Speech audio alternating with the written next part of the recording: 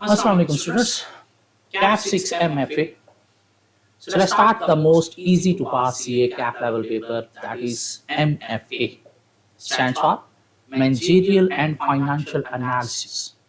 Managerial and Financial Analysis, this means कोई दो part है हमारे पेपर के, एक Managerial Analysis और दूसरा Financial Analysis. So आज हमारा ओरिएंटेशन लेक्चर है ऑटम 25 अटेम्प्ट के लिए. कुछ बातें आज हम करेंगे कि कैसे हम कोर्स को लेके चलेंगे, कैसे चीज़ों को कवर करेंगे, सिलेबस को देखेंगे कि सिलेबस क्या है, कितने चैप्टर हैं, कितने कंटेंट्स हैं, किस एरिया की पेपर में कितनी वेटेज है, एग्जामिनर कैसे पेपर को टेस्ट करता है. तो आइए स्टार्ट करते हैं सब्जेक्ट के इंट्रोडक्शन से.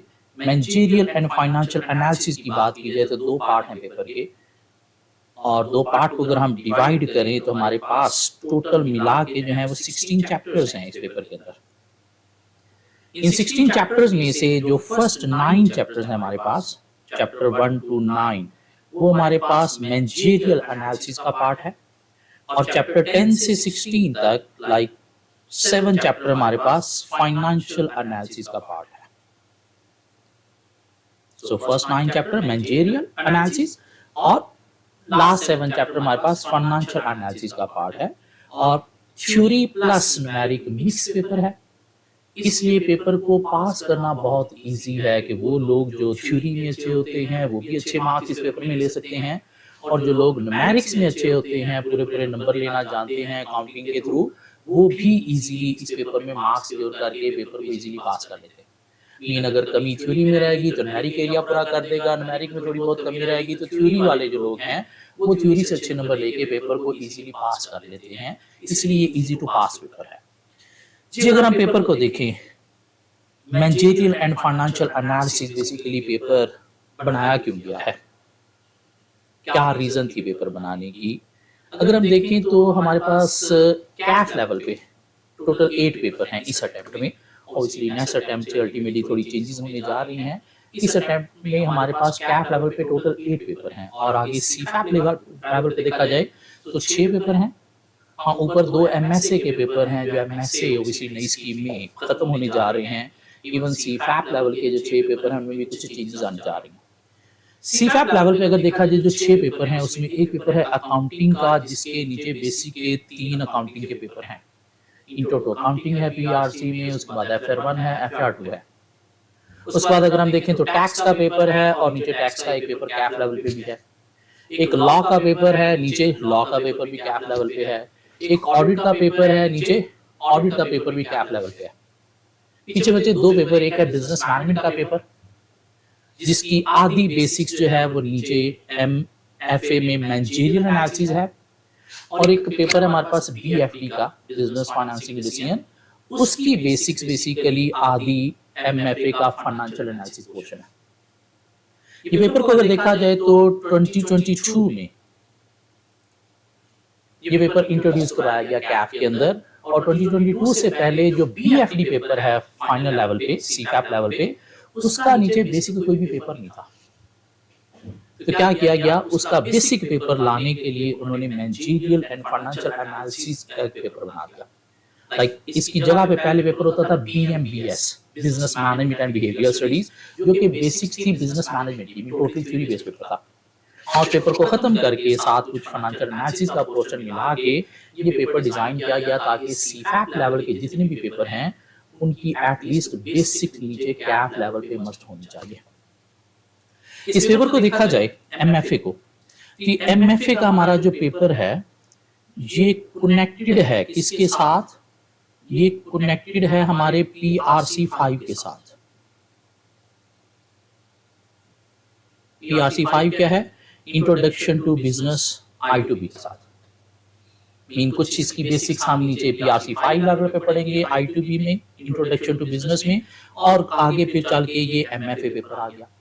आगे एमएफए पेपर जो है इसका हाफ पोर्शन जो है मैनेजरियल एनालिसिस का पार्ट, वो सीफैप लेवल पे एक पेपर है SPM, strategy and performance measurement, जो आगे अब नई स्कीम में चेंज होने जा रहा है, जिससे अब सस्टेनेबिलिटी रिपोर्टिंग पेपर आ जाएगा.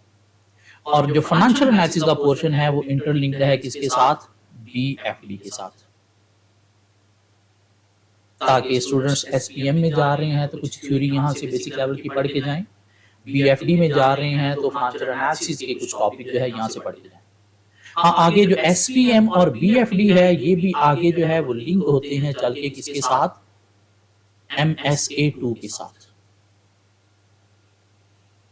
और ये MSA1 MSA2 भी अब आगे नई स्कीम में खत्म होने जा रहे हैं। इसकी जगह पे एक जो है वो केस स्टडी, एक बड़ा पेपर जो है वो आएगा जो कि MSA2 ही मेनली होगा। ये कुछ लिंक बनता है इस पेपर का बाकी पेपर के साथ में। पीछे थोड़ा सा I2B में हमने कुछ चीजें पढ़ी हैं तो उनके साथ कुछ थोड़ा सा लिंक है। आप कह लें कि कोई इसका 20% जो है वो I2B के साथ मिलता जुलता है। कुछ टॉपिक की बेसिक हमने I2B में पढ़ी हुई है। अब इस पेपर को लाने की रीजन देखी जाए कि सीए में ये पेपर है ही क्यों। कैफ लेवल पे जितने भी पेपर हैं उसमें अगर हम इस पेपर को निकाल दें तो पीछे बाकी सारे पेपर क्या है, accounting, accounting 2, cost accounting, tax, mean बाकी सारे पेपर जो हैं वो क्या बना रहे हैं, आपको एक तरह का अकाउंटेंट बना रहे हैं। और अकाउंटेंट का जो काम है वो कहां पे है, लोअर लेवल पे है। मीन अगर ये पेपर ना हो तो एक चार्टर्ड अकाउंटेंट के अंदर जो मैनेजमेंट लेवल की स्किल्स होनी चाहिए, जो चार्टर्ड अकाउंटेंट को टॉप लेवल मैनेजमेंट पे लेके जाती हैं, वो डेवलप नहीं हो रही। तो वो टॉप लेवल पे मैनेजमेंट लेवल पे ले जाने के लिए, स्ट्रेटेजिक लेवल पे ले जाने के लिए जो स्किल्स रिक्वायर हैं वो सिखाने के लिए बेसिकली पेपर डिजाइन किया गया। मीन हमने कहीं पे बचपन में ERC में पढ़ा होगा कि कंपनी के अंदर मैनेजमेंट के 3 लेवल्स होते हैं। एक होता है स्ट्रेटेजिक लेवल, एक होता है टेक्निकल लेवल और एक होता है ऑपरेशनल लेवल। ऑपरेशनल लेवल क्या है, लोअर लेवल, जहां पे जो काम है उनकी रिकॉर्डिंग हो रही है और डे टू डे प्लानिंग होती है।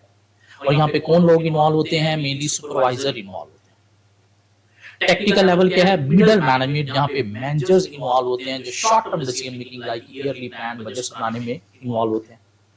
स्ट्रेटेजिक लेवल की बात की जाए तो ये क्या है, top management. Top management mean director level organisation का, जहां पे कंपनी के लॉन्ग टर्म प्लान प्रिपेयर किए जाते हैं। कंपनी की स्ट्रैटेजी मेकिंग जो है वो होती है, स्ट्रैटेजी मीन फ्यूचर की प्लानिंग की जाती है और उसके लिए हाईली स्किल्ड लोग चाहिए, हाईली एक्सपीरियंस कॉम्पिटेंट लोग चाहिए। अब ये जो पेपर है ये मेनली चार्टर्ड अकाउंटेंट के अंदर स्किल्स डेवलप कर रहा है, किस लेवल की, स्ट्रेटेजिक लेवल की। इस पेपर को निकाल दिया जाए तो चार्टर्ड अकाउंटेंट सिर्फ और सिर्फ किस लेवल पे काम करने के योग्य हैं, सिर्फ टेक्निकल और ऑपरेशन लेवल पे। MBAs को कंपीट नहीं कर पाएंगे। MBAs, master in business administration, वो लोग कंपनी की टॉप मैनेजमेंट में काम करते हैं। तो MBA को कंपीट करने के लिए बेसिकली ये पेपर CA के अंदर इंक्लूड किया गया है, जिसके अंदर कुछ decision making technique, top level पे जो डिसीजंस लेने हैं बिजनेस के फ्यूचर के लिए, उसके लिए हमने कुछ फाइनेंशियल फैक्टर्स को देखना है, कुछ नॉन फाइनेंशियल फैक्टर्स को देखना है। तो फाइनेंशियल फैक्टर्स को देखने के लिए इसके अंदर फाइनेंशियल एनालिसिस का पार्ट है और नॉन फाइनेंशियल फैक्टर्स को देखने के लिए इसके अंदर मैनेजरियल एनालिसिस का पार्ट है, ताकि दोनों फैक्टर्स को प्रॉपर्ली कंसीडर करते हुए डिसीजन लिया जा सके। क्योंकि सिर्फ पैसे को ही नहीं देखना चार्टर्ड अकाउंटेंट ने, कुछ नॉन फाइनेंशियल फैक्टर्स भी हैं। लाइक इकोनॉमिक फैक्टर को आपने देखना है, कंट्री जिसमें आप ऑपरेट कर रहे हैं उसके पॉलिटिकल सिस्टम को आपने देखना है, लॉ रेगुलेशन को देखना है, IT टेक्नोलॉजी को आपने देखना है, सोसाइटी में लोगों का क्या ट्रेंड चेंज हो रहा है, लोगों के माइंड कैसे बदल रहे हैं, किन चीजों को ज्यादा प्रेफर कर रहे हैं, वो चीजें भी देखनी है। और ये सारे क्या है, नॉन फाइनेंशियल फैक्टर्स। तो स्ट्रैटेजी बनाते वक्त आपने फाइनेंशियल, नॉन फाइनेंशियल दोनों तरह के फैक्टर्स को देखना है। तो वो फैक्टर्स को कैसे देखना है वो हम इसके अंदर पढ़ेंगे। मैनेजरियल एनालिसिस में सारा का सारा हम पढ़ेंगे नॉन फाइनेंशियल फैक्टर्स को कैसे देखना है, नॉन फाइनेंशियल फैक्टर कैसे बिजनेस के ऊपर पॉजिटिव नेगेटिव इंपैक्ट लाते हैं, कैसे आपके फ्यूचर को अफेक्ट कर सकते हैं। टेक्नोलॉजी में नई चेंजेस आ रही हैं तो अल्टीमेटली इससे आपका फ्यूचर अफेक्ट होता है। साथ हमने पैसे को भी देखना है कि हमारे पास पैसा है या नहीं है, नहीं है तो हमें कहाँ से अरेंज करना है, कैसे मैनेज करना है, कुछ फाइनेंशियल रिस्क हैं उनको हमने कैसे देखना है, फ्यूचर के हमने फाइनेंशियल प्लान में बजट कैसे बनाने हैं, किसी प्रोजेक्ट में इन्वेस्टमेंट करने जा रहे हैं तो उसमें कितना कितना पैसा कहाँ कहाँ पे लगेगा, वो कहाँ से आएगा, कैसे हम हर साल उसको एलोकेट करेंगे, वो सारा का सारा हम फाइनेंशियल एनालिसिस के अंदर पढ़ेंगे। तो थोड़ा सा आइडिया मिलता है कि पेपर बेसिकली है क्या। अब सिलेबस की अगर हम बात करें तो सिलेबस को बेसिकली 3 एरियाज में डिवाइड कर दिया गया है। एमएफए का सिलेबस 3 एरियाज में डिवाइड कर दिया गया है। एक एरिया हमारे पास मैनेजरियल एनालिसिस का एरिया, जिसमें हमारे पास चैप्टर 1 to 9 है। पहले 9 चैप्टर मैनेजरियल एनालिसिस है, जिसका एग्जामिनर का हमारे साथ एक प्रॉमिस है कि भाई मैं 30 से 40 मार्क्स का पेपर जो है यहां से इस एरिया से टेस्ट करूंगा। 30 से 40 मार्क्स का पेपर मैनेजरियल एनालिसिस में पहले 9 चैप्टर से टेस्ट होगा और बड़ी खूबसूरती के साथ एग्जामिनर इसी वेटेज के अकॉर्डिंगली टेस्ट कर रहे हैं। अभी पिछली अटेम्प्ट स्प्रिंग 25 में एग्जामिनर ने 38 मार्क्स का पेपर यहां से टेस्ट किया। उससे प्रीवियस अटेम्प्ट ऑटम 14 में 24 में एग्जामिनर ने 35 मार्क्स टेस्ट किए हैं। उससे पीछे स्प्रिंग 24 में एग्जामिनर ने 39 मार्क्स टेस्ट किए हैं। मीन ग्रिड को बड़ी खूबसूरती के साथ फॉलो कर रहे हैं एग्जामिनर। उसके बाद जो फाइनेंशियल एनालिसिस का एरिया, जिसमें मतलब 7 चैप्टर हैं, उसको आगे फर्दर 2 एरिया में डिवाइड कर दिया गया। एक को नाम दिया गया है financial analysis and risk management, जिसके अंदर हमारे पास 4 चैप्टर हैं, चैप्टर 10, 11, 12, 13। और यहां से एग्जामिनर का प्रॉमिस है भाई मैं 30 से 40 मार्क्स का पेपर इस एरिया से टेस्ट करूंगा। और अभी पिछले ये पेपर स्प्रिंग 25 में एग्जामिनर ने एग्जैक्ट 30 मार्क्स यहां से टेस्ट किए हैं। उससे पिछले पेपर में भी 30 टेस्ट किए हैं। उससे पिछले पेपर में 32 टेस्ट किए हैं। और जो लास्ट 3 चैप्टर हैं, चैप्टर 14, 15, 16, उसको नाम दिया गया है बजटिंग एंड प्रोजेक्शन का। और यहां से एग्जामिनर ने प्रॉमिस किया है कि भाई मैं 25 से 35 मार्क्स टेस्ट करूंगा। 25 से 35 मार्क्स। और भी पिछले पेपर में एग्जामिनर ने 30 मार्क्स यहां से भी टेस्ट किया। उससे पीछे भी 31 मार्क्स टेस्ट किए हैं। मीन ग्रिड एग्जामिनर बड़ी खूबसूरती के साथ फॉलो कर रहे हैं, जिसमें आप कह लें 30 to 40 marks, like 35 marks examiner managerial analysis से टेस्ट करेगा और रिमेनिंग 65 मार्क्स जो हैं ये फाइनेंशियल एनालिसिस का एरिया हमारे पास जो है यहां से टेस्ट होंगे, मिला के 30, 35, 32, 33 like this. In fact financial analysis को आगे 2 एरिया में डिवाइड करके 3 एरियाज बन गए, 3 सेपरेट ग्रिड बन गए। और अगर हम देखें सिलेबस को तो मैनेजरियल एनालिसिस के हमारे पास जो है वो पहले 9 चैप्टर है। इन 9 चैप्टर्स में अगर देखा जाए तो ये जो चैप्टर 7, 8 और 9 हैं ये ज्यादा इंपॉर्टेंट हैं, क्योंकि मेन जो मैनेजरियल एनालिसिस का पार्ट है वो टेस्ट होता है इन 3 चैप्टर्स में से। और अगर आप देखें last time out of 35 marks उसने 20 मार्क्स यहां से टेस्ट किए इन 3 चैप्टर से। उससे पीछे 21 मार्क्स इन 3 चैप्टर से टेस्ट किए। उससे पीछे 21 मार्क्स टेस्ट किए हैं। उससे पीछे 30 मार्क्स उसने इन 3 चैप्टर से टेस्ट कर लिए। ये मेन एरिया है जहां से एग्जामिनर मेनली क्वेश्चन टेस्ट करते हैं। हाँ, चैप्टर 1 to 6 को देखा जाए तो ये एक टॉपिक से रिलेटेड है, और वो टॉपिक क्या है, पेस्टल एक टॉपिक है, उससे रिलेटेड ये 6 के 6 चैप्टर हैं। एक चैप्टर पेस्टल के पी के ऊपर है, एक चैप्टर पेस्टल के ई के ऊपर है, एक चैप्टर पेस्टल के एस ई के ऊपर है, एक चैप्टर पेस्टल के टी के ऊपर मीन टेक्नोलॉजी के ऊपर है। और यहाँ से एग्जामिनर फ्रीक्वेंटली क्वेश्चन टेस्ट नहीं करते। हाँ, एक आध अटेम्प्ट छोड़ के जो है वो 5 से 8 नंबर का टेस्ट करते हैं। 5 से 8 नंबर का एक आध अटेम्प्ट छोड़ के। हाँ, बाकी मेनली ये एरिया जो है चैप्टर 1 to 6 एमसीक्यूज में टेस्ट करते हैं, 1, 2, 4, 5 नंबर के। सो मैनेजरियल एनालिसिस चैप्टर 1 to 9। उसके बाद फाइनेंशियल एनालिसिस को देखा जाए तो 2 एरिया में डिवाइड कर दिया उसने। चैप्टर 10 to 13 जिसकी सेपरेट ग्रिड उसने बना दी 30 to 40, और 14, 15, 16 जिसकी सेपरेट ग्रिड बना दी 25 to 35। और इसके फाइनेंशियल एनालिसिस के अंदर अगर हम देखें तो 2 चैप्टर इसके अंदर थ्योरी के हैं, एक चैप्टर 10 और एक चैप्टर 12। जिसमें हमारे पास जो न्यूमेरिक एरिया है वो है एक चैप्टर 11, जहां से मस्ट क्वेश्चन एक न्यूमेरिक टेस्ट होता है। और अगर आप देखें पास पेपर में, अभी पिछले पेपर स्प्रिंग 25 में 15 मार्क्स, ऑटम 24 में 14, स्प्रिंग 24 में 13.5, उससे पीछे 14, 12, 12, 12 mean 10 to 15 marks, 12 to 15 marks examiner यहां से टेस्ट कर रहे हैं। फिर एक हमारे पास न्यूमेरिक एरिया है चैप्टर 13 फाइनेंशियल रिस्क मैनेजमेंट, और यहां से भी मस्ट न्यूमेरिक क्वेश्चन टेस्ट हो रहा है। अभी पिछले पेपर में 11 मार्क्स टेस्ट हुए स्प्रिंग 25 में, ऑटम 24 में 7 मार्क्स, स्प्रिंग 24 में 10 मार्क्स, उससे पीछे 11 मार्क्स यहाँ से भी कंपल्सरी न्यूमेरिक क्वेश्चन टेस्ट हो रहा है। और उसके बाद हमारे पास 3 और न्यूमेरिक एरिया है, जिसमें एक बजटिंग का एरिया है, चैप्टर 14। अभी तक हमारे पास MFA 22 में स्टार्ट हुआ था, तो 22 की 2 अटेम्प्ट, 23 की 2 अटेम्प्ट, 24 की 2 अटेम्प्ट मीन 6 अटेम्प्ट, और एक 7वीं अटेम्प्ट स्प्रिंग 25 की गुजरी है। इन 7 अटेम्प्ट में 5 दफा बजटिंग को टेस्ट किया है, मीन बीच में 2 दफा एग्जामिनर ने मिस किया बजटिंग को। क्यों? उस वक्त ये बजटिंग वाले एरिया की ग्रिड की वेटेज बहुत कम थी, तो इसलिए एग्जामिनर ने इसको 2 दफा मिस किया। लेकिन अब से ऑनवर्ड बजटिंग पे एक तगड़ा क्वेश्चन मस्ट टेस्ट हुआ करेगा। और अब पिछली 4 अटेम्प्ट को अगर आप देखें, तभी पिछले अटेम्प्ट में एग्जामिनर ने 16 मार्क्स टेस्ट किए, उससे पीछे भी 16 मार्क्स, सबसे बड़ा क्वेश्चन यहाँ से टेस्ट हुआ है। उससे पीछे 13 मार्क्स। उसके बाद एक चैप्टर 15 है वर्किंग कैपिटल, जो अल्टरनेटिवली टेस्ट होता है। मीन पिछली 7 अटेम्प्ट में अगर देखा जाए तो 3 दफा एग्जामिनर ने इसके ऊपर एक लॉन्ग क्वेश्चन टेस्ट किया है।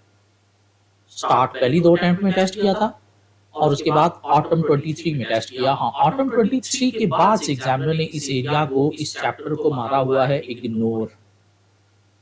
तो चांस है आप लोगों के लिए इग्नोर मारा हो, मीन इस दफा ऑटम 25 में ये एरिया से एग्जामिनर क्वेश्चन टेस्ट कर सकता है। मीन पिछली 3 अटेम्प्ट से सिर्फ एमसीक्यूज टेस्ट हो रहे हैं, 2 अटेम्प्ट तो बिल्कुल उसने इग्नोर मारा, एमसीक्यू भी टेस्ट नहीं किया।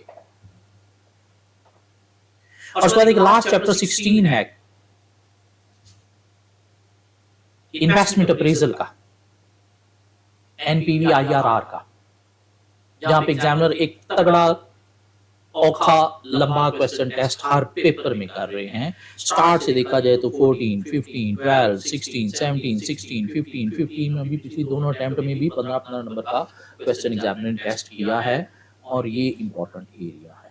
मीन देखा जाए तो 1, 2, 3, 4, 5 हमारे पास न्यूमेरिक एरिया है, और इन 5 न्यूमेरिक एरिया से 4 क्वेश्चन तो पेपर में आने ही आने।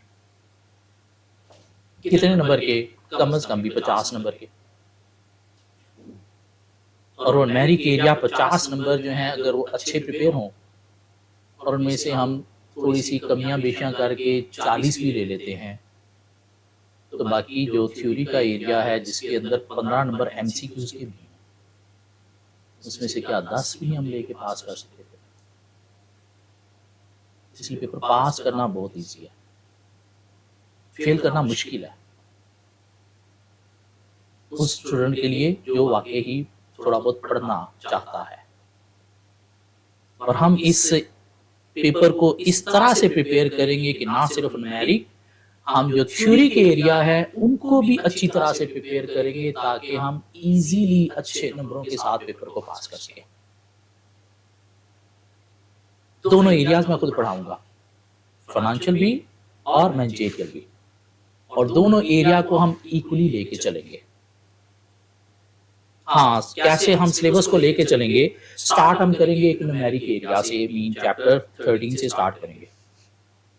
ये करने के बाद फिर हम स्टैटिकल मैनेजरियल एनालिसिस के कुछ चैप्टर करेंगे, फिर हम न्यूमेरिक एरिया में आ जाएंगे, फिर हम थ्योरी के चैप्टर करेंगे, फिर न्यूमेरिक में आ जाएंगे, फिर थ्योरी के चैप्टर करेंगे, फिर न्यूमेरिक करेंगे। मीन हम सिलेबस को मिक्स लेके चलेंगे, बैलेंस लेके चलेंगे। ये नहीं कि पहले हम सारा न्यूमेरिक करते रहेंगे और एंड पे आके जब प्रेशर होगा तो हम थ्योरी में दबड़ दबड़ दबड़ कर देंगे। नहीं, ऐसा नहीं होगा। हम दोनों एरिया को साइड बाय साइड लेके चलेंगे। कोई 3-3 क्लासेस नहीं होंगी कि 3 दिन न्यूमेरिक चल रहा है, 3 दिन थ्योरी चल रही है, वो हफ्ते में आप 2 सब्जेक्ट पढ़ रहे हो, ऐसे नहीं होगा। हम पहले एक न्यूमेरिक चैप्टर पूरा किया करेंगे, फिर थ्योरी का चैप्टर क्या करेंगे, फिर न्यूमेरिक क्या करेंगे, फिर थ्योरी क्या करेंगे, ताकि बोरियत भी ना हो और चीजें बैलेंस के साथ साथ जो है वो कवर होती चल जाए। जी, ये तो होगी सिलेबस की बात। कुछ पास पेपर एनालिसिस हमने देख लिया कि किस एरिया की कितनी कितनी वेटेज है और एग्जामिनर कैसे चीजों को टेस्ट कर रहे हैं।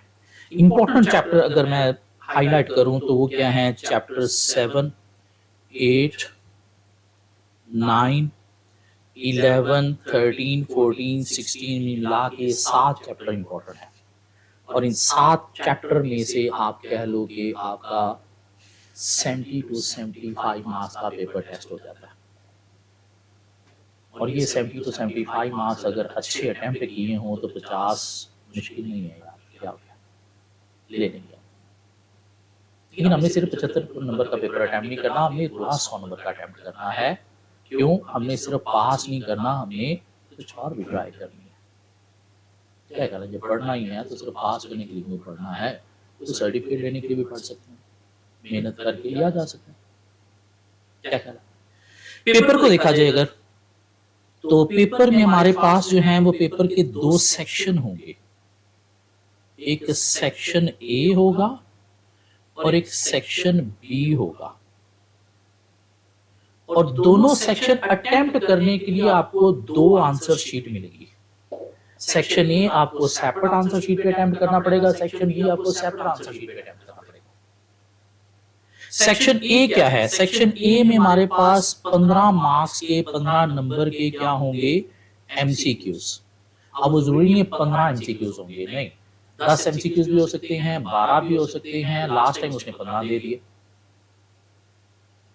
कुछ एमसीक्यू 2 नंबर के भी हो सकते हैं, कुछ 1.5 नंबर के भी पास में टेस्ट होते रहे। लास्ट पेपर में उसने सारे 1 नंबर के टेस्ट कर लिए।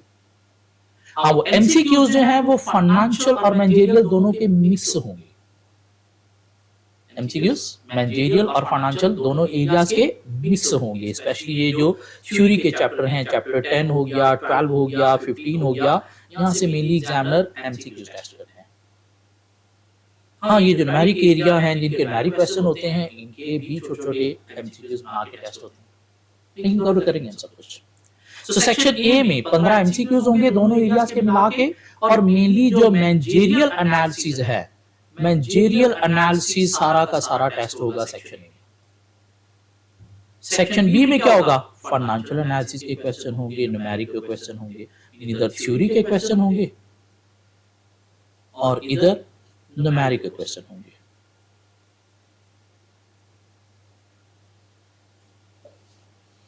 और जो थ्योरी के क्वेश्चन होंगे इस पेपर के अंदर कोई भी क्रैमिंग रटा नहीं है। डिफरेंट मॉडल्स हैं जिनके हमें कॉन्सेप्ट लेने हैं, और एग्जामिनर क्या करते हैं, उन मॉडल्स के ऊपर आपसे सिनेरियो बेस्ड क्वेश्चन की टेस्टिंग करते हैं। हाँ, वो हम हर मॉडल के कोई 5-7 अच्छे क्वेश्चन प्रैक्टिस करके जाएंगे, हर एंगल से करके जाएंगे कि किसी भी तरह से उस मॉडल का एग्जामिनर क्वेश्चन टेस्ट कर लें, हम इंशाल्लाह टैकल करने के काबिल होंगे। न्यूमेरिक एरिया की भी हम अच्छी खासी प्रैक्टिस करेंगे। पिछले 7 के 7 पास पेपर 100% कवर करेंगे, इंक्लूडिंग ईच एमसीक्यू। खुद मैं चैप्टर वाइज साथ साथ आपको करवाऊंगा। ना सिर्फ 7 पास पेपर, ये जब सिलेबस आया था एमएफए का, तब आईकैप ने एक मॉडल पेपर दिया था। हमारे पास 8 आईकैप के पेपर हैं जो 100% एक एक क्वेश्चन, एक एक लाइन हम ड्यूरिंग द सेशन कवर करेंगे।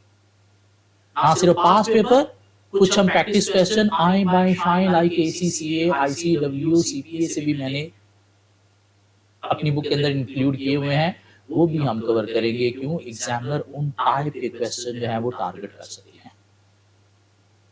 इतनी प्रैक्टिस हम करेंगे थ्रू आउट द सेशन के इंशाल्लाह उतनी प्रैक्टिस मार्केट में और कोई नहीं करवा रहा होगा। बस हो जाएगी आपकी प्रैक्टिस कर करके। सारा नॉलेज भी लेंगे, कॉन्सेप्ट भी लेंगे, और प्रैक्टिस भी हम सारी की सारी 100% पास पेपर कवर करेंगे। रिसेंट पास पेपर, पुराने पास पेपर, सारे के सारे मीनिए 8 पेपर आईकैप के करेंगे, 7 extra question ACC, ICW, CPS वगैरह से करेंगे। जी, ये तो होगी पेपर की बात। अगर थोड़ी सी और बात करें, ये पेपर 2022 में इंट्रोड्यूस कराया गया। जरा थोड़े से पास रिजल्ट देखते हैं क्या है। पहला जो अटेम्प्ट थी इसकी स्प्रिंग 22 की, उसका रिजल्ट था 37%। मीन 63% स्टूडेंट फेल हो गए, 37% पास हुए। और अल्हम्दुलिल्लाह मैं इसकी फर्स्ट अटेम्प्ट से ये पेपर पढ़ा रहा हूं, और इस अटेम्प्ट में हमारी क्लास का रिजल्ट 80% था, इनफैक्ट 81% था। उसके बाद ऑटम 22 की अटेम्प्ट आई, रिजल्ट थोड़ा इंप्रूव हो गया 46%, लेकिन अगेन फेल होने वाले स्टूडेंट ज्यादा 54%। हमारी क्लास का रिजल्ट 80% के करीब 79 पॉइंट समथिंग % था। उसके बाद स्प्रिंग 23 की अटेम्प्ट आई, रिजल्ट थोड़ा सा और इंप्रूव होकर 50% हो गया, आधे स्टूडेंट फिर भी फेल।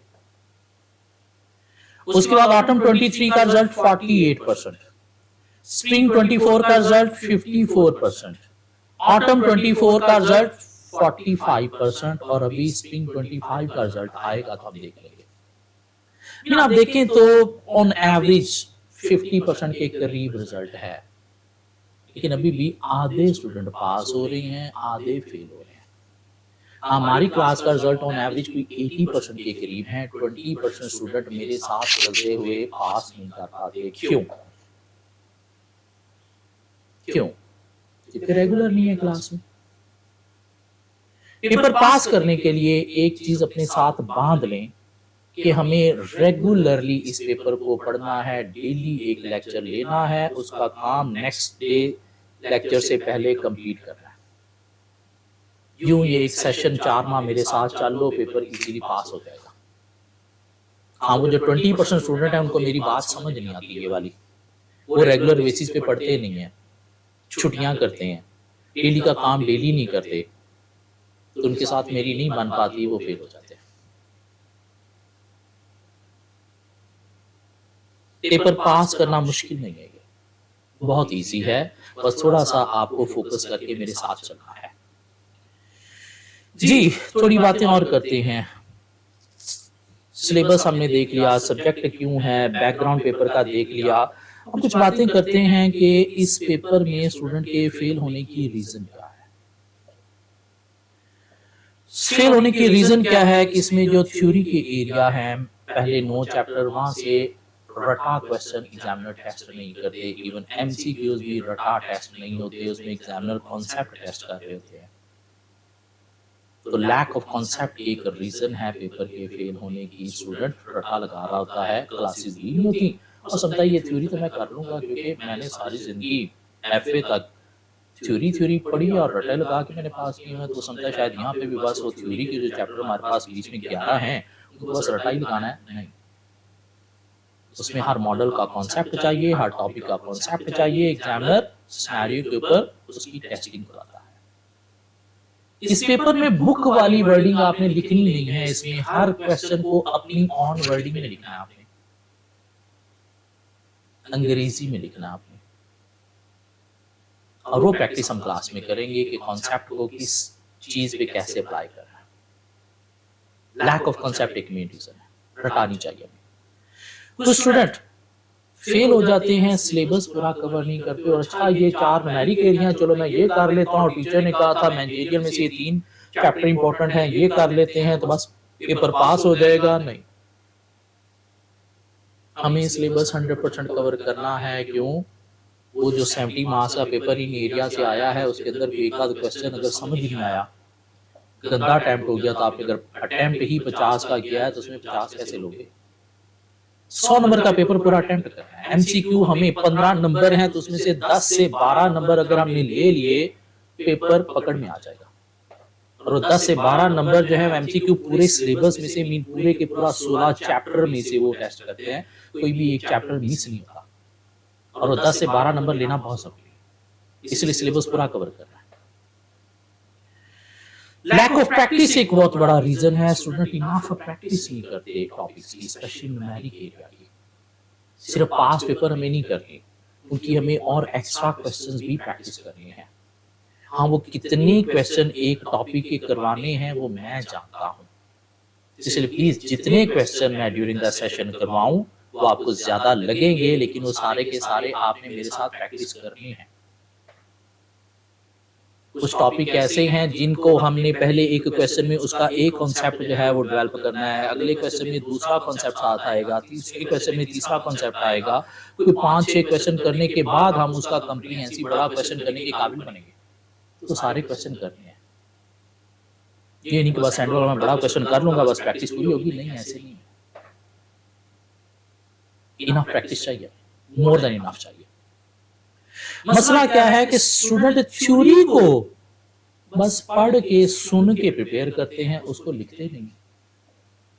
न्यूमेरिक क्वेश्चन तो ठीक है अटेम्प्ट कर लिए, लेकिन जो थ्योरेटिकल मैनेजरियल एनालिसिस के क्वेश्चन है उसको स्टूडेंट लिखते नहीं है। बस क्लास में सुनिए, अच्छा ये बातें थी, चलो ठीक है, आंसर जाके पढ़ लिया, अच्छा ये बातें ठीक है। पेपर में जाते हैं तो वर्ड्स ही नहीं मिल रहे होते, लाइनें नहीं बन रही होती, मैंने लिखना क्या है, कैसे लिखना है, इस चीज को कैसे मैंने मॉडल के साथ लिंक करना है। तो पेपर हमने पढ़ पढ़ के नहीं, लिख लिख के पास करना है। रिटन प्रैक्टिस चाहिए। तो स्टूडेंट का मसला है मुझसे थ्योरी याद नहीं होती, तो भाई थ्योरी को हमने रटे लगानी नहीं है।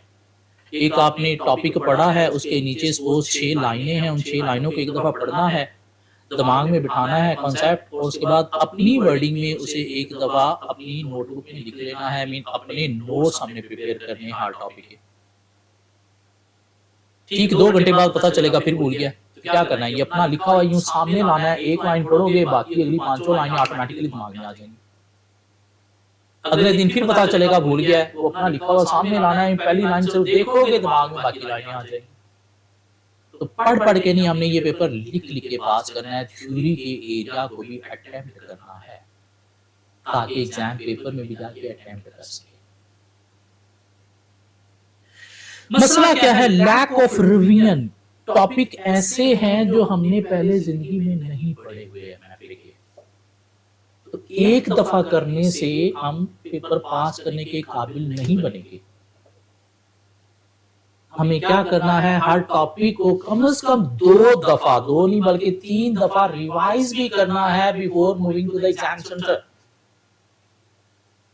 रिवीजन के बिना सीए का कोई पेपर पास नहीं होता, ये अपने दिमाग में बिठा लो। और ऑनलाइन स्टूडेंट्स के साथ एक बहुत बड़ा मसला है, ये कमिटेड नहीं होते, ये कंसिस्टेंट नहीं होते अपनी स्टडी में। इनको एक तसल्ली होती है कि मेरे पास लेक्चर पड़े हैं, आज अगर नहीं लिया तो कल मैं 2 ले लूंगा, वो 3 दिन मैं जाके याशी मार आता हूं, चौथे दिन आके मैं 4 दिन के लेक्चर ले लूंगा। वही नहीं होता ऐसे। 4 लेक्चर एक दिन में ले तो लोगे, उनका काम कौन करेगा? एक लेक्चर 1.5 घंटे का अगर है तो उसके लिए आपको 2 से 2.5 घंटे घर पे उसका होमवर्क करने के लिए चाहिए, उसकी असाइनमेंट के लिए चाहिए। वो एक दिन में 4 लेक्चर तो आप ले लोगे 6 घंटे के, लेकिन उनका काम करने के लिए जो आपको 10 घंटे चाहिए तो वो आप कहां से दोगे? और क्या होता है, लेक्चर पेंडिंग पेंडिंग पेंडिंग होते चले जाते हैं। आखिरी मंथ आ जाता है जहां पे रिवीजन करनी होती है, और अभी तक ये पिछले पेंडिंग लेक्चर भी नए टॉपिक कर रहे होते हैं। रिवीजन के लिए टाइम नहीं बचता, जब रिवीजन के लिए टाइम नहीं बचा, पेपर फेल ही होगा, पास नहीं होगा। कुछ लोगों ने पास में करके देखा है, और अगर नहीं सीखा तो प्लीज अपने दिमाग में बिठा लो कि सीए का पेपर रिवीजन के बिना पास नहीं होना। एक नहीं 2 3 रिवीजन हमें चाहिए। एक रिवीजन हमें ड्यूरिंग द सेमेस्टर साथ साथ चाहिए, और वो मैं आपसे करवाऊंगा, क्योंकि हमारे कुछ टेस्ट होंगे साथ साथ भी चल रहे होंगे, फिर कुछ बड़े टेस्ट भी हम लिया करेंगे जिसमें पिछले टॉपिक को हम साथ अटैच करके रिवाइज किया करेंगे। 2 रिवीजन हमें आखिरी मंथ में चाहिए। कैसे? पूरा एक प्लान दूंगा आपको। तो ये कुछ रीजन है फेल होने की, जो आपने कोशिश करना है अवॉइड करना। मैं भी थ्रू आउट सेमेस्टर आपको रियलाइज करवाता रहूंगा, याद करवाता रहूंगा कि ये काम हमने नहीं करने। क्या टिप्स एंड टेक्निक्स हैं पेपर को पास करने की? टिप्स एंड टेक्निक्स क्या हैं कि अगले 4 माह बस मेरा साथ देना है। डेली मुझे अपनी शक्ल दिखानी है, या मुझे स्क्रीन पे देखना है, लेक्चर डेली का डेली कवर करना है, उसका काम डेली पे डेली कवर करना है। कैसे? वो भी आपको भी प्लान देता हूँ, और इस तरह 4 माह मेरे साथ चलो, ये पेपर पास हो जाएगा। ये पेपर क्या, साथ 2 3 पेपर और भी आप पास कर सकते हो अगर मेरे प्लान के अकॉर्डिंगली चल जाओगे। क्या ख्याल है जी? इस पेपर के स्टडी मटेरियल हमें क्या चाहिए? तुम्हारी अपनी एक बुक है, उसके अंदर पूरा का पूरा आईटैक का सिलेबस भी इंक्लूड है, उसके अंदर सारे के सारे पास पेपर्स भी इंक्लूड हैं, उसके अंदर कुछ आए बाएं शाएं से एक्स्ट्रा क्वेश्चन भी इंक्लूड हैं। सिर्फ वो एक बुक हमने कवर करनी है, और कोई एक्स्ट्रा स्टडी मटेरियल हमें नहीं चाहिए। चाहिए होगा तो मैं खुद प्रोवाइड करूंगा। हाँ, वो बुक मार्केट में आपको इजीली अवेलेबल मिल जाएगी, कॉलेज बुक शॉप से भी मिल जाएगी।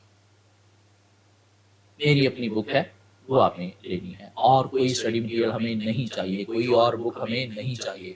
वो फलां की बुक में बड़ी चीजें इजी लिखी हुई हैं, नहीं चाहिए। मेरे साथ चलना प्लीज। कितने नंबर ऑफ लेक्चर्स हमारे होंगे, तो हमारे नंबर ऑफ लेक्चर जो हैं वो अप्रोक्सीमेटली 100 लेक्चर्स होंगे। 100 से कम नहीं होंगे, एक आध ऊपर हो सकता है, लेकिन 100 होंगे। प्रॉपर आपको एक स्कीम ऑफ वर्क दूंगा, मीन एक प्लान दूंगा, किस दिन हमारा कौन सा लेक्चर नंबर हम कवर कर रहे होंगे, किस दिन हम कौन सा टेस्ट जो है वो ले रहे होंगे, किस चैप्टर से रिलेटेड प्रॉपर एक प्लान दूंगा, लिखा हुआ, डे में डिवाइड किया हुआ। उसके अंदर सारी की सारी छुट्टियां भी इनकॉर्पोरेट की हुई होंगी, ईद की छुट्टियां इनकॉर्पोरेट की होंगी, रिजल्ट की छुट्टी इनकॉर्पोरेट की होगी, यौम अशूरा की छुट्टियां इनकॉर्पोरेट की होंगी। प्रॉपर एक प्लान दूंगा, 100 लेक्चर्स हमारे जो है वो चलेंगे। कैसे हम सिलेबस को कवर करेंगे? हमारे पास देखा जाए तो 4 मंथ हैं। एक हमारे पास जो है वो अप्रैल का मंथ है, जो कि पूरा नहीं है क्योंकि 10 को हम स्टार्ट कर रहे हैं। उसके बाद हमारे पास मई है, उसके बाद जून है, उसके बाद जुलाई है, और बस यही 4 मंथ हैं। क्यों? उसके बाद जो अगस्त है और सितंबर है, उसमें हमने नया कुछ नहीं कवर करना। सितंबर में तो इसलिए पेपर देने हैं। ये 4 मंथ है हमारे पास, जिसके अंदर हमने 100% सिलेबस कंप्लीट करना है। 31 जुलाई हमारा लास्ट लेक्चर होगा। अगस्त में हमारा कोई लेक्चर नहीं होगा। अगस्त में सिर्फ और सिर्फ रिवीजन होगी, और उसके लिए आपको एक रिवीजन प्लान दूंगा मैं 10 दिन का, जिसमें डेली छोटे चैप्टर 2, बड़ा चैप्टर 1 आपको प्रिपेयर करना होगा, और उसका वेरी नेक्स्ट डे टेस्ट देना होगा। वो 10 टेस्ट जो है वो आप मुझे दोगे रिवीजन मेरे साथ करते हुए, और बाकी 20 दिन 2 सब्जेक्ट और भी होंगे कैप के, वो भी आपने पास करने हैं ना, तो उनको दोगे, और सितंबर में जाके हम एग्जाम देंगे, पेपर देंगे, तो हमारा पेपर इजीली पास हो जाएगा। तो 4 मंथ के अंदर हमने सिलेबस कंप्लीट करना है, ये चीज माइंड में बिठा लो। हाँ, 100 लेक्चर्स हैं, उसमें कुछ लेक्चर जो है हमारा 1 घंटा 10 मिनट का होगा, कुछ लेक्चर 1 घंटे का होगा, कभी कभार लेक्चर हमारा कुछ 40 मिनट्स के भी होंगे। तो मैं इस तरह करूंगा, क्योंकि हमारे पास दिन काम है, 100 पूरे नहीं है, ठीक है, बीच में छुट्टियां काफी आनी है सेमेस्टर में, इसलिए कुछ दिनों में ऐसे करूंगा, जो छोटे लेक्चर हैं 40 मिनट के, 45 मिनट के, वो 2 एक दिन में कवर कर लेंगे। लाइक 1.5 घंटा एक दिन पढ़ लेंगे, क्या मौत पड़ जाएगी? नहीं, हो जाएगा, टेंशन नहीं लेनी। अगस्त में हमने नया कुछ नहीं करना, सिर्फ रिवीजन करनी है। पेपर पास करना है सीए का कोई भी, तो आपको कोशिश करनी है मंथ बिफोर एग्जाम आपका सिलेबस कंप्लीट होना चाहिए। लास्ट मंथ में सिर्फ और सिर्फ रिवीजन, कुछ नया नहीं, सिर्फ और सिर्फ रिवीजन। उसके बाद मॉक मस्ट देना है। यहां पे हमारा एक मॉक भी होगा अगस्त के अंदर। एवरी वीक हमारा एक टेस्ट हुआ करेगा, टेस्ट एवरी वीक, जिसका सिलेबस जो है वो प्लान के अंदर डिफाइन होगा। इस दिन कौन सा टेस्ट होगा, एक दिन हम स्पेसिफाई कर लेंगे, लाइक वेंसडे, क्योंकि वेंसडे को ही एमएफए का पेपर होता है, तो वेंसडे को हम अपना टेस्ट डे रख लेंगे, और उसका सिलेबस प्लान के अंदर मैं दे दूंगा कि इतने लेक्चर्स के बाद कौन सा टेस्ट, और एवरी वीक को एक टेस्ट हुआ करेगा। वो टेस्ट आपने देने हैं, वो टेस्ट मेरे अपने स्पेशली डिजाइन टेस्ट है, वो साथ साथ देते चले जाओगे, पेपर प्रिपेयर होता चला जाएगा, और इजीली पास हो जाएगा। क्या कहना जी? अब मेरा थोड़ा सा इंट्रोडक्शन की बात करें तो मेरा नाम जियाउल हक है। क्यों? जब मैं पैदा हुआ तो जियाउल हक की हुकूमत थी, और मेरे दादा के पीर साहब, फैमिली में जो भी बंदा पैदा होता था उसका नाम रखते थे। तो मेरा, क्योंकि फैमिली हमारी हक फैमिली के नाम से जानी जाती है, सबके नामों के साथ हक हक हक आता है, तो मेरी दफा उन्होंने जियाउल हक रख दिया। मैंने भी एक्सेप्ट कर लिया। बड़ा हो गया, पता चला कि अच्छा चलो खैर है। थोड़ा सा बड़ा हुआ तो घर वालों ने सोचा इसको पढ़ाना चाहिए, तो पंजाब के एक छोटे से कस्बे में एक गवर्नमेंट प्राइमरी स्कूल में मुझे दाखिल करवा दिया गया। यहाँ से मैंने क्लास 1 to 5 तक पढ़ा। उस स्कूल की ना तो कोई बिल्डिंग थी, ना उसका कोई फर्नीचर था। कभी हम किसी ग्राउंड में बैठे पढ़ रहे होते थे, कभी किसी का कोई प्लॉट खाली पड़ा है तो उसने कहा चलो जी मैंने अभी तक यहाँ पे कुछ डेवलप नहीं करना, तो आप यहाँ पे स्कूल लगा ले, तो वहाँ पे हम बैठे पढ़ रहे होते थे। घर से अपना एक बोरिया मैं लेके जाया करता था, जो नीचे बिठा के उसके ऊपर हम बैठ के पढ़ा करते थे।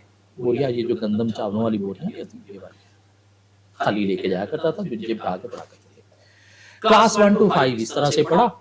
उसके बाद क्लास 6 की बारी आई तो अगेन एक गवर्नमेंट हाई स्कूल में मेरा एडमिशन हो गया। हाँ, स्कूल की बिल्डिंग तो थी लेकिन फर्नीचर उसमें भी नहीं था। सीनियर क्लासेस के लिए फर्नीचर था, क्लास 6 to 8 फर्नीचर नहीं होता था। चलो घास थी, ग्राउंड था, तो उसमें बैठ के क्लास 6 to 8 तक पढ़ा। क्लास 6 से मैंने ABC पढ़ना शुरू की। क्लास 5 तक नो अंग्रेजी, इवन क्लास 5 तक ABC भी मुझे नहीं आती थी। आप लोग तो पैदा होते ही ABC पढ़ते हो ना। अब खैर क्लास 8 तक पढ़ा, उसके बाद क्लास 9 की बारी आई तो अब सब्जेक्ट चूज करना होते हैं कि आगे फ्यूचर के अकॉर्डिंगली। तो साइंस सब्जेक्ट के साथ मैट्रिक स्टार्ट कर दिया। क्यों? डॉक्टर इंजीनियर बनेंगे। क्यों? मैट्रिक तक तो यही दिमाग में होता है ना, डॉक्टर इंजीनियर के अलावा दुनिया में और कुछ है ही। IT शाइटी तो खैर तब होती नहीं थी ना, ये तो अभी आप लोगों के दौर की बात है। खैर मैट्रिक किया जी साइंस सब्जेक्ट के साथ डॉक्टर इंजीनियर बनने के लिए। और जब मैट्रिक का रिजल्ट आया तो मेरे मार्क्स इतने नहीं थे कि मुझे FSC के किसी अच्छे कॉलेज में एडमिशन मिल पाता और मैं डॉक्टर इंजीनियर बन पाता। तो मेरा, आप लोगों का तो FSC के बाद डिसाइड हो ना, आप डॉक्टर इंजीनियर नहीं बन सकते। मेरा मैट्रिक के बाद डिसाइड हो गया डॉक्टर इंजीनियर नहीं बन सकता। अच्छा जी, नहीं बन सकता तो अब क्या करना है? अब इसको कॉमर्स की लाइन में डाल देते हैं। क्यों? इसके बाद बैंक में जॉब मिलती है। पता नहीं बैंक जॉब को लोग क्या हवा समझते थे तब। चलें जी, कॉमर्स की लाइन में चला गया। वहां पे क्या करना है जी? D.Com करना है। चलें जी, D.Com स्टार्ट कर दिया। D.Com के बाद क्या करना है? B.Com होता है। अच्छा जी, चलें जी, पंजाब यूनिवर्सिटी हाले कॉलेज में B.Com का मेरिट बना, वहां से आके B.Com कर लिया। B.Com के बाद क्या होता है जी? M.Com भी होता है, लेकिन अगर आपने कुछ करना है तो MBA करना चाहिए। अच्छा, ओके, MBA कर लूंगा मैं, लेकिन सबसे अच्छा जो है वो या तो IBA कराची से होता है या फिर आपको IBA पंजाब यूनिवर्सिटी से होता है। मैंने कहा मैं करूंगा। अच्छा जी, लेकिन वहां पे जो B.Com के टॉप 15 स्टूडेंट हैं सिर्फ वही मेरिट बना पाते हैं। मैं बनाऊंगा, क्या मसला है? चलें जी, B.Com स्टार्ट कर दिया MBA का मेरिट बनाने की। और B.Com में भी इतने अच्छे मार्क्स नहीं थे मेरा कि MBA का मेरिट बन पाता। मार्क्स कम थे क्योंकि पीछे मैट्रिक के भी कम थे, क्योंकि वो सारे मार्क्स भी साथ काउंट होते हैं। खैर B.Com करके सड़ी सी शक्ल बना के बैठा हुआ था, सोता सा। एक बंदे ने पूछा क्या हुआ है, क्यों इतना सड़ा हुआ बैठा है? तो मैंने कहा ये B.Com के बाद MBA करना था, लेकिन मैंने याशी की, नहीं पढ़ा अच्छी तरह से, तो मेरिट नहीं बना। अब समझ नहीं आ रही क्या करूं। उसने कहा फिर क्या हुआ तेरा MBA का मेरिट नहीं बना? तो मैंने यूं देखा, तू CA कर लेना। कहा? वो कहता ये CA लोग MBA से ऊपर होते हैं, तुझे तो तू खुशकिस्मत है, तेरा MBA का मेरिट नहीं बना, तेरे पास CA करने का चांस है, तू CA करना। अच्छा चले जी, CA करते हैं। CA स्टार्ट करने लगा, एक बंदा मिला, उसने कहा क्या करने जा रहा है? मैंने कहा CA। उसने कहा क्या कमाल करने जा रहा है तू, बहुत खूबसूरत, यही करना चाहिए, लेकिन तू यूं कर, पहले तो कर ACCA और उसके बाद तू CA में आ जा। मैंने कहा वो क्यों जी? यार देखो ना, ACCA UK की सर्टिफिकेशन है, पूरी दुनिया में एक्सेप्टेबल है। और उस वक्त ACCA करने के बाद ICAP ने पूरा का पूरा CA एग्जाम किया होता, सिर्फ फाइनल के 2 पेपर देना पड़ते थे। उसके बाद 2 पेपर दे CA कर ले। मैं कहा यार क्या बात है, शॉर्टकट भी और UK की डिग्री भी आ गई। खैर ACCA मैंने स्टार्ट कर दिया। ACCA के 2-3 पेपर पास किए तो ICAP का मूड बदल गया। उसने कहा भाई ACCA के बाद अब 2 पेपर नहीं, आपको पूरा का पूरा CA फाइनल देना पड़ेगा। खैर मैंने कहा जी मैं फिर भी करूंगा। सो ACCA कर रहा हूँ। CA करने के लिए ACCA के 4-5 पेपर पास किए थे। शाम में क्लासेस होती थी, मॉर्निंग में वेला बैठा रहता था। तो एक जानने वाले ने मुझे जो है वो एक दिन सुबह सुबह उठाया। उसने कहा क्या तू सारा दिन सोया रहता, कहीं काम चलते हैं? मैं उसके साथ गया, मुझे एक स्कूल में ले गया और स्कूल में जाके कोई प्रिंसिपल उसका जानने वाला था। कहता जी बच्चा आपके पास पढ़ाएगा?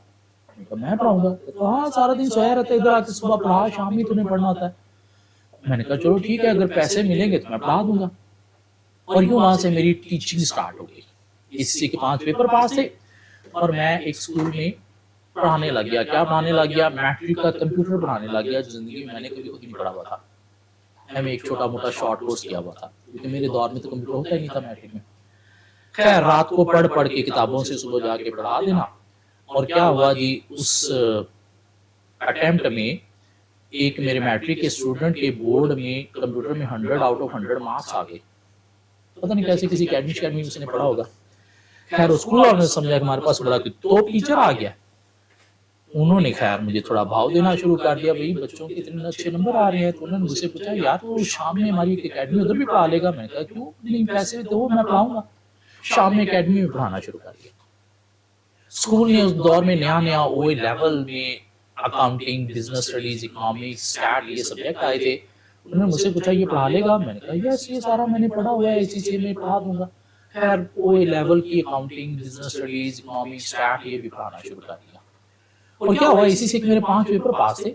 सुबह 7 बजे मैंने शुरू होना, रात 11 बजे तक स्कूल, ट्यूशन, एकेडमी, ट्यूशन, 11 बजे घर जाना, और ACCA मेरा वहीं पे वहीं, क्यों ना टाइम मिल रहा है पेपर पास करने के लिए, पढ़ने के लिए, और ना मैं कर रहा हूँ। तो 5 साल ऐसे ही चलता रहा, ACCA के 5 पेपर पास, और मैं टीचर टीचर टीचर के लिए जा रहा हूँ। फिर क्या हुआ, 2008 में एक दोस्त जा रहा था UK स्टडी वीजा पे। उसने मुझे भी कहा यार क्या हम यहाँ पे सारी जिंदगी खज्जल ख्वार होते रहेंगे, चला बाहर चलते हैं, बाहर दरख्तों पे नोट लगे होते हैं, लोग उतार के लाते हैं, चल हम भी लेके आते हैं। वो फलां को देख बाहर गया था क्या बन गया, वो फलां को देख खाता है क्या लश होती है उसकी, लोग आगे पीछे होते हैं, तो चल हम भी बाहर चलते हैं। मैंने कहा यार बात तो तेरी ठीक है, चल बाहर चलते हैं। ACCA की बेस पर स्टूडेंट वीजा अप्लाई किया, और स्टूडेंट वीजा लग गया। 2008 में मैं UK चला गया, लंदन। वहां पे अब सोचा अब स्टूडेंट वीजा पे आया हूँ तो पढ़ भी लूँ, तो फिर वहां पे ACCA के बाकी पेपर स्टार्ट किए मैंने। और एक अच्छा रेफरेंस मिलने से डिलाइट UK में मुझे आर्टिकल मिल गए, लाइक पार्ट टाइम जॉब मिल गई, क्योंकि ACCA में आर्टिकल नहीं होते जैसे CA में होते हैं, उसमें सिर्फ जॉब एक्सपीरियंस चाहिए होता है 3 साल का। खैर डिलाइट UK में दुनिया की टॉप फर्म में मुझे जो है वो एंटर होने का चांस मिल गया, तो पार्ट टाइम वहाँ पे काम कर रहा था, साथ ACCA कर लिया। डिलाइट UK में अच्छी प्रोग्रेस मिलती गई, ऑडिट मैनेजर तक पहुंच गया। ACCA कंप्लीट किया तो वहाँ की एक यूनिवर्सिटी ने हमें जो है वो ऑफर की कि ACCA वालों आपको सिर्फ एक सेमेस्टर MBA का पढ़ना है और उसके बाद MBA हो जाएगा आपका। मैंने कहा वाह, मेरा तो पुराना सपना था IBA का, पाकिस्तान से UK की यूनिवर्सिटी से MBA हो रहा है, क्या कमाल है। एक सेमेस्टर वो पढ़ के MBA कर लिया। ACCA कंप्लीट करने के बाद दुनिया की जो टॉप अकाउंटेंसी बॉडी है ICAEW, उसने कहा कि भाई ACCA लोगों आपको सिर्फ ICAEW के फाइनल के 2 पेपर देने और आपको चार्टर्ड अकाउंटेंसी मिल जाएगी। मैंने कहा क्या बात है भाई, CA भी हो रहा है, ये तो UK की बॉडी से। वो 2 पेपर दे के ICAEW भी ACA मेंबर बन गया। फिर क्या हुआ जी, 2011 तक मैं UK में रहा। डिलाइट UK में अच्छी ऑडिट मैनेजर की पोजीशन थी। वापस आया तो कुछ फैमिली की मसरूफियात की वजह से माँ ने रोक लिया, कुछ और मसले थे, तो पाकिस्तान वापस आ गया। और 2011 से क्या किया, टीचिंग स्टार्ट कर दी CA ACCA की, और तब से लेकर अभी तक जो है वो पढ़ाई जा रहा हूँ। अभी आजकल मैं UAE में एक UK बेस्ड यूनिवर्सिटी में पढ़ा रहा हूँ, 1-2 UK बेस्ड इंस्टीट्यूट में पढ़ा रहा हूँ, और साथ ये हमारा कोर्स जो है वो ऑनलाइन चल रहा है। हाँ, इससे पिछला जो पेपर होता था BMBS, वो भी जब स्टार्ट हुआ था 2015 में, तब से लेकर 22 तक मैंने पढ़ाया, और ये MFA भी 22 से जब से स्टार्ट हुआ है, इसकी सारी की सारी अटेम्प्ट पढ़ाई है मैंने। अल्हम्दुलिल्लाह स्टूडेंट्स का अच्छा फीडबैक है, स्टूडेंट को अच्छा लग रहा है, चीज़ें समझ आती हैं, वो पेपर पास कर लेते हैं, तो मैं भी लगा हुआ हूँ। चलो अगर तेरे पढ़ाने से स्टूडेंट पास हो रहे हैं तो हम लगे रहते हैं। और अब आने वाले जो 4-5 मंथ हैं, इसमें आपको मुझे और मुझे आपको झेलना पड़ेगा। तो ये तो था थोड़ा सा मेरा इंट्रोडक्शन।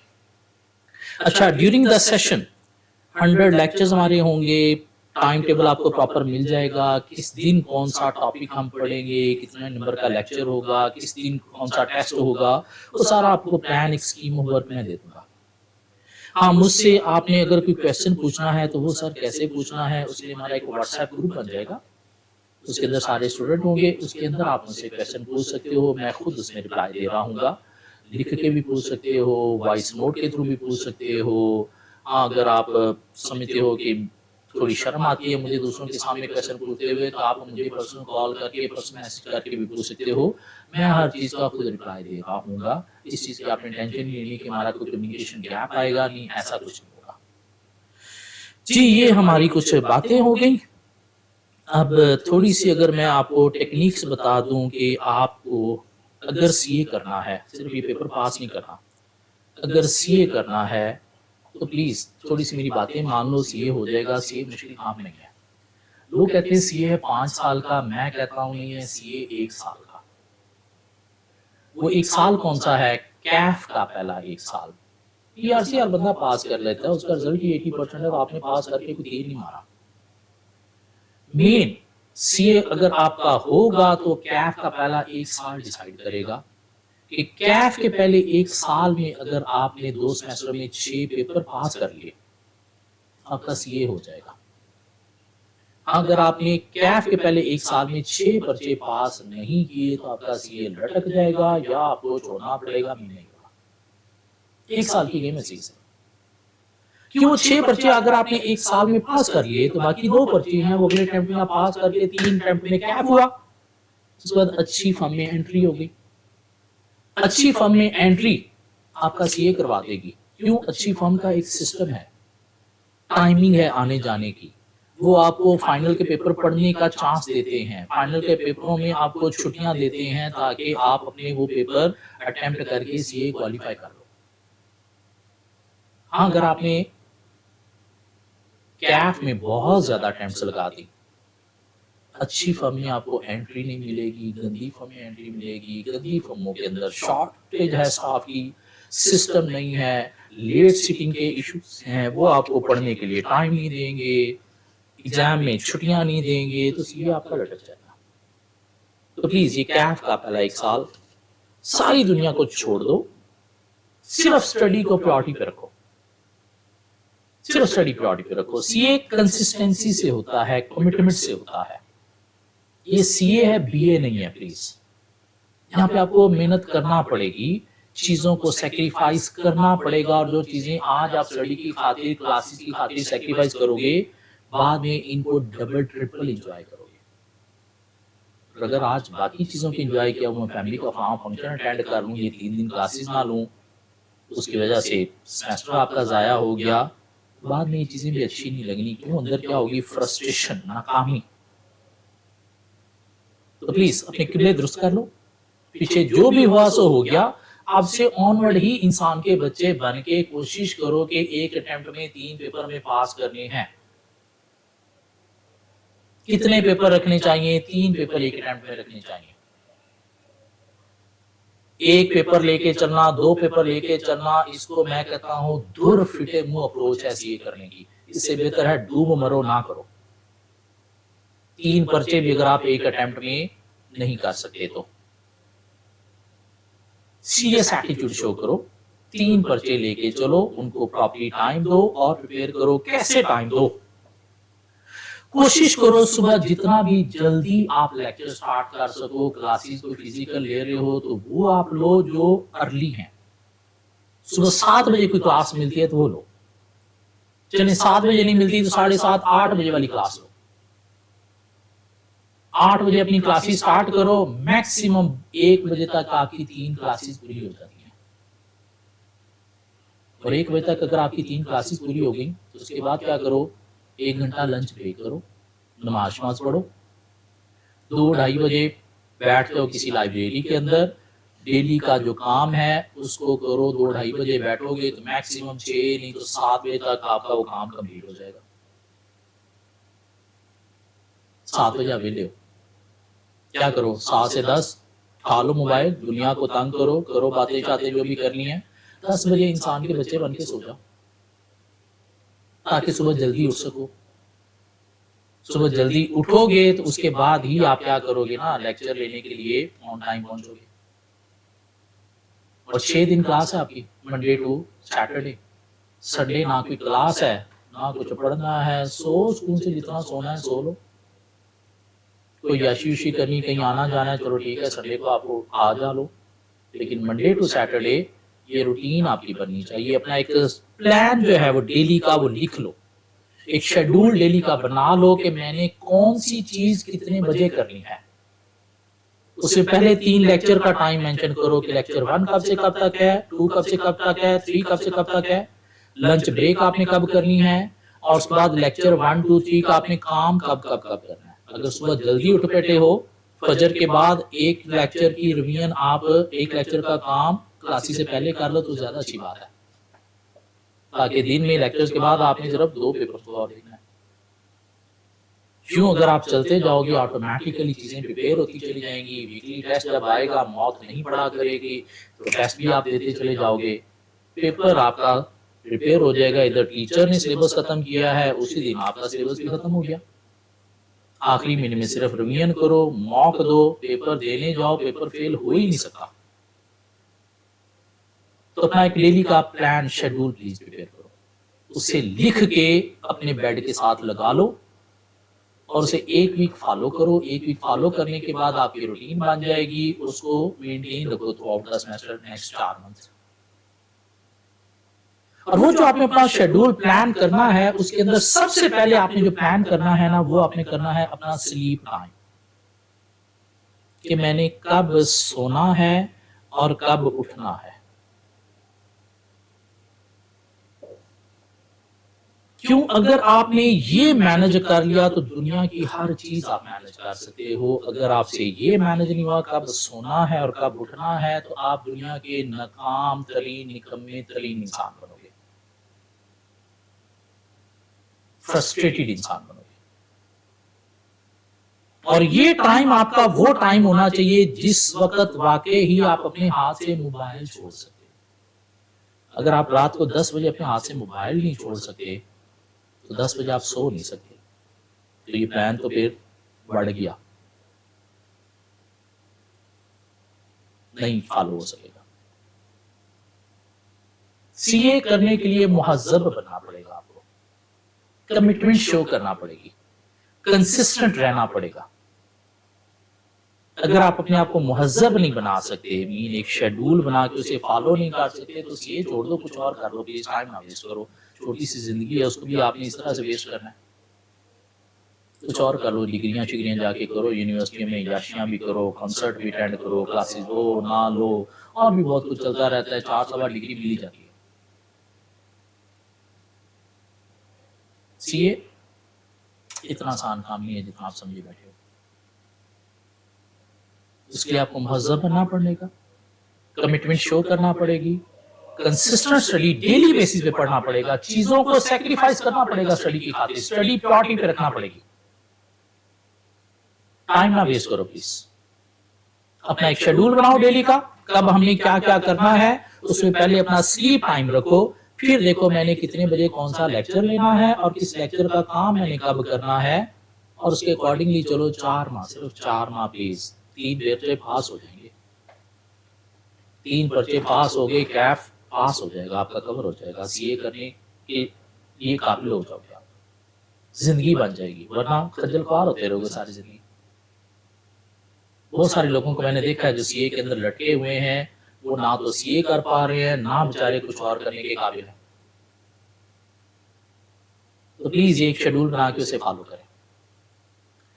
अच्छा जी, हमारा ये जो सेमेस्टर है एमएफए का, ये ऑनलाइन चलेगा, फिजिकल क्लासेस नहीं है, ऑनलाइन रिकॉर्डेड लेक्चर्स आपको मिलेंगे। हाँ, वो रिकॉर्डेड लेक्चर्स जो हैं वो नए और पुराने मिक्सचर होंगे। लाइक कुछ टॉपिक ऐसे हैं जिनके अंदर कोई चेंज नहीं है, और वो मैंने पढ़ाने और वैसे ही पढ़ाने हैं जैसे मैंने पहले पढ़ाए हैं। अब चूंकि उनकी अच्छी रिकॉर्डिंग अवेलेबल है, तो आपको पुराने लेक्चर मिल जाएंगे।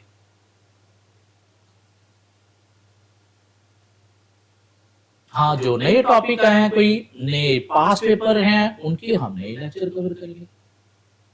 मीन ये नहीं आपने देखना लेक्चर नए हैं और लेक्चर पुराने हैं, नहीं, ये देखना है कि हम सिलेबस कवर कर रहे हैं, चीजें समझ आ रही हैं, प्रैक्टिस हो रही है, बस साथ साथ तैयारी करो।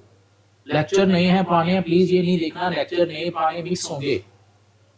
जो टॉपिक बिल्कुल वैसे ही हैं, मैंने वैसे ही पढ़ाने हैं, तो उनके अच्छे पुराने लेक्चर जो है वो दूंगा आपको। जो नए पास पेपर हैं उनको हम नए लेक्चर रिकॉर्ड करके चलेंगे। बस साथ साथ मेरे चलो, डेली का लेक्चर डेली लो, साथ साथ टेस्ट दो। जहां पे कोई प्रॉब्लम आती है मैं अवेलेबल हूं, over the phone call available हूं, over WhatsApp available. Hopefully next lecture में हम अपना सिलेबस स्टार्ट करेंगे, जिसमें हम जो हमारे सिलेबस का सबसे टेक्निकल चैप्टर है, जिसको मेनली लोग एंड पे करते हैं, लेकिन हम सबसे पहले करेंगे, और वो क्या होगा, चैप्टर 13 फाइनेंशियल रिस्क मैनेजमेंट। ताकि अभी माइंड फ्रेश है, तो टेक्निकल चैप्टर हम पहले करेंगे, ताकि थ्रू आउट सेशन 2-3 दफा इसकी रिवीजन भी हो जाए और अच्छे मार्क्स हम ले सकें।